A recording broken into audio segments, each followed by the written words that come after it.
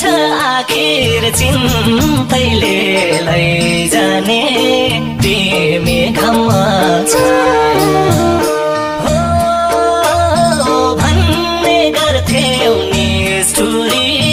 तिमी घाममा छाया आउँदो रहेछ सम्झना त छोटे पनि माया आउँदो रहेछ